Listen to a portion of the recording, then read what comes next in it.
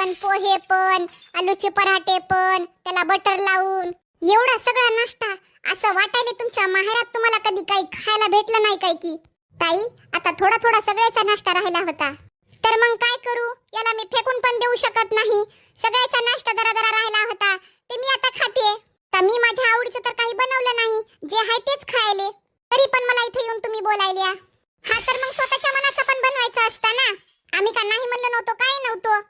एवढं ऐकवायला तरी कोणाला? ताई, जर तुम्ही आता इथून गेल्या तर तुमचे लय उपकार होतील. मला नाश्ता करायचा आहे. आता इथं उभं राहून असे टकोरे टकोरे डोळे करून माझ्याकडे बघू लागल्या तर मला नाश्ता पण करायला चांगलं वाटणार नाही. दृष्ट लागायची होय मला.